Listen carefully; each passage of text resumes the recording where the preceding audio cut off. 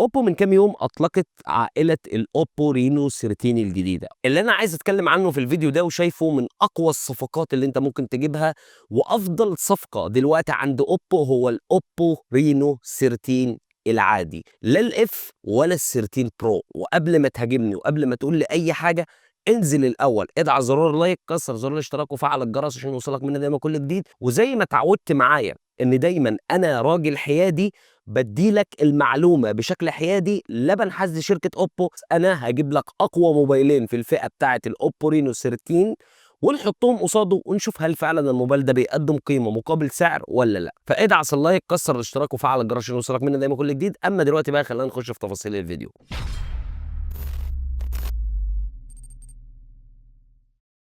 اهلا وسهلا بكم، انا محمد ودي قناه ام كي ريفيوز. اوبو رينو 13 ال 5 جي اتسعر من اوبو في حدود 27000 جنيه. في الفئه بتاعت من اول 24 لحد 27 28000 جنيه هتلاقي عندك الفيفو في 40 والاونر 200. تعال نبص على الموبايل ده وسط الموبايلات دي بيقدم ايه عشان نعرف هل فعلا الموبايل بيقدم قيمه مقابل سعر ولا لا. مبدئيا لو بصيت على التصميم هتلاقي ان الاوبو افخم تصميم انت ممكن تاخده. سالتني ليه؟ هقول لك ان الموبايل بيجي الظهر من الازاز مصنفر شكله شياكه، وعندك كمان فريم من المعدن، ودي حاجه تعتبر ممتازه. مفيش موبايل هنا او مفيش شركه هنا اصلا بتقدم فريم من المعدن مع ظهر من الازاز. كمان الموبايل وزنه محترم جدا، 181 جرام، في شكل نص فراشه كده موجوده في الظهر بتديله شكل شياكه. بس مش عارف ليه اوبو بتحاول انها تقلد ابل او تاخد الاتجاه بتاع ابل. حاجه كمان بتميز الموبايل ده هو انه داعم لمقاومه الغبار والميه اي بي 68 واي بي 69، اللي هي اعلى معماريه موجوده دلوقتي. وبالمناسبه الموبايل ده كمان بيدعم خاصيه الاي سيم. اما بالنسبه للفيفو في 40 اللي هو اول منافس قصاد الاوبو، بيجي بظهر من الازاز شياكه، بس الفريم هنا من البلاستيك. الموبايل وزنه 190 جرام، برضه بيدعم الاي سيم وبيجي داعم لمقاومه الغبار والميه اي بي 68 واي بي 69. فلو ركزت هتلاقي ان اوبو بيدي فريم معدن زياده عن الفيفو في 40. واخيرا الاونر 200 اللي بيجي بتصميم من البلاستيك بالكامل للظهر والفريم. في ناس بتقول لك ازاز، ولكن انا مسكت الموبايل في ايدي وبقول لك لا، مش ازاز ومش فخم زي الازاز، ده بلاستيك مطلب حاجه تخليه شبه الازاز او قريب من الازاز. الموبايل للاسف لا يدعم لاي معماريه تماما لمقاومه الغبار والميه، ودي حاجه سيئه في الموبايل الصراحه. وزن الموبايل هنا في المقبول برضو 187 جرام، والموبايل برضو بيدعم الاي سم. فزي ما قلت لك كخامات صناعه كصرف ككل ده، الاوبو رينو 13 ال 5 جي فعلا ممتاز ويصد قدام الموبايلين التانيين اللي هم من اعظم الموبايلات الموجوده في فئته السعريه. وتعالى ما ننتقل للشاشه. اوبو بيجي بشاشه محترمه بيعيبها حاجه واحده بس، الشاشه هنا اموليد 6.59 انش 1.5K 120 هرتز، بيوصل السطوع ل 1200 نتس. وكمان الشاشه جايه بالهول بانش وحافه سفليه من اصغر ما يكون. وكمان الشاشه عليها طبقه حمايه كورنينج جوريلا جلاس 7 اي، والشاشه داعمه للاتش دي ار 10 بلس عادي ما فيش اي مشكله. فهي شاشه محترمه من كله، ولكن زي ما قلت لك العيب الوحيد ان الشاشه دي حجمها 6.59 انش، فتعتبر صغيره مقارنه بالموبايلين التانيين. اما بالنسبه للفيفو فهو بيجي بنفس الشاشه برضه اموليد ممتازه، بس الشاشه هنا اكبر 6.78 انش. الشاشه هنا بقى كيرف على عكس اوبو اللي كانت فلات. وكمان الشاشه هنا بتيجي بالهول بانش وحافه قليله، وبتوصل في السطوع ل 4500 نتس، بس ده في الاتش دي ار على فكره، لكن السطوع الفعلي كلهم قريبين من بعض. كمان الفيفو عليه طبقه حمايه محترمه من النوع سكوت الفا. نيجي بقى للاونر 200، بيجي بشاشه 6.7 انش اموليد برضه 1.5K زي اخواته. الشاشه هنا كمان 120 هرتز. الشاشه كمان بتيجي بالهول بانش، حافه سفليه من اصغر ما يكون، كلهم ممتازين في استحواذ الشاشه. الاونر برضه بيوصل ل 4000 نتس في البيك، بس عيب الاونر انه للاسف بيجي ما عليهوش طبقه حمايه. فشاشات كامله الاوبو والفيفو. الفيفو لو انت عايز شاشه اكبر مش فارقه معاك انها تكون كيرف ولا لا، انما الاوبو لو انت عايز شاشه مش كيرف عشان انت بتقلق من شاشات الكيرف بس هتتنازل عن الحجم شويه. دلوقتي بقى ننتقل لنقطه الاداء. والاول مره بقول لك ان اوبو بتتفوق في نقطه الاداء عن الموبايلين التانيين. الموبايل هنا بيجي بمعالج دايمنستي 8350.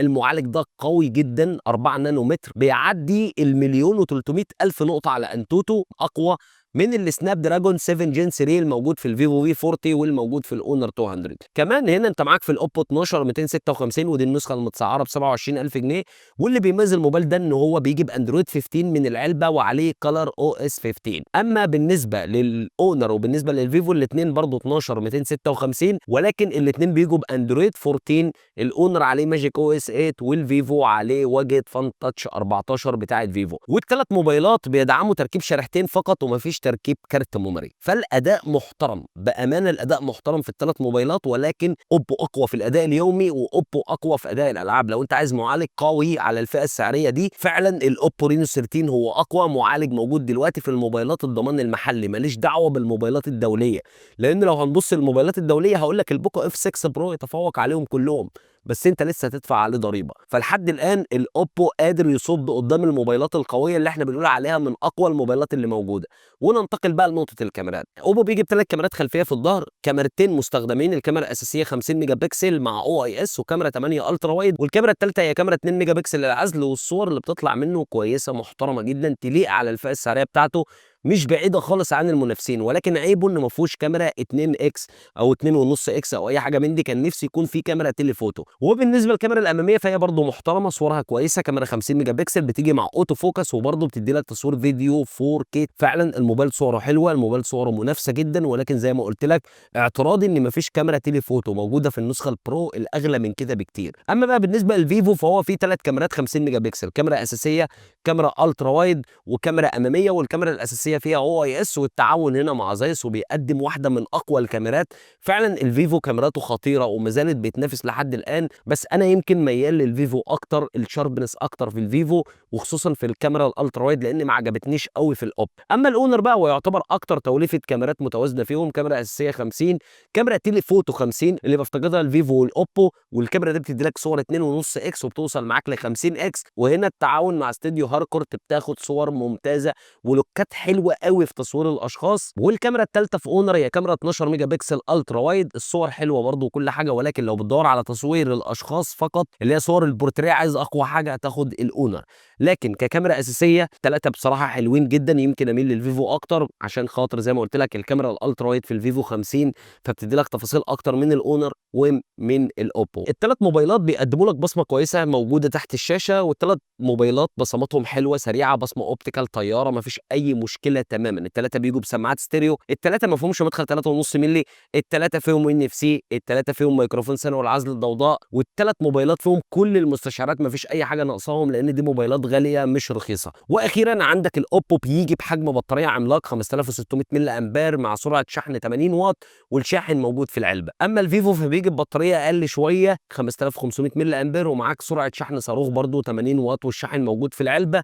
واخيرا الاونر 5200 ملي امبير اقلهم في البطاريه بس اكبرهم في سرعه الشحن 100 واط. فلحد الان لو انت جيت بصيت على الاداء، بصيت على التصميم، بصيت على الشاشه، بصيت على الكاميرات، بصيت على كل الحاجات التانية، هتلاقي ان الاوبو رينو 13 النسخه ال 5 جي يعتبر منافس رئيسي في كل حاجه مع الموبايلين التانيين اللي هم يعتبروا من اقوى الموبايلات. النقطه الفارقه ان الاوبو سعره عشان لسه نازل جديد فسعره دلوقتي 27000 جنيه، فمحتاج ينزل له 2000 3 شويه عشان يكون في نفس الفئه السعريه بتاعه الاونر 200 او الفيفو في 40. فلو هنبص للتسعير هقول لك ممكن حاجه زي الفيفو مثلا تقدم قيمه اعلى مقابل سعر شويه لو انت بتركز في ال 2000 3 دول. خلاصه الكلام في اخر الفيديو، لو انت عايز تشتري الاوبو رينو 13 ال 5 جي او عايز تجيب الفيفو في 40 او عايز تجيب الاونر 200، ثلاث موبايلات ممتازين، الثلاث موبايلات يستحقوا الشراء بصراحه. يمكن انا اختياري هيكون ما بين الاوبو وما بين الفيفو عشان الاونر مش بيقدم دعم مقاومه الغبار والميه اللي بقت مهمه جدا، وخصوصا ان سعره قريب منهم وكمان بيجي بخامات من البلاستيك. الموضوع واقف عليك انت، ايه الحاجات اللي انت حبيتها في كل موبايل منهم. لو انت مثلا حبيت الكاميرات فانت دلوقتي عرفت، حبيت مثلا تصوير الاشخاص فانت دلوقتي برضو عرفت هتختار ايه، حبيت الخامات والفخامه فانت دلوقتي برضو عارف هتختار ايه. بس كده وبكده نكون وصلنا لنهايه الفيديو. ما تنساش لايكك، سبسكرايبك الرايق، وتفعل زر الجرس عشان يوصلك مننا دايما كل جديد، وكالعاده انتظرني فيديو جديد. سلام.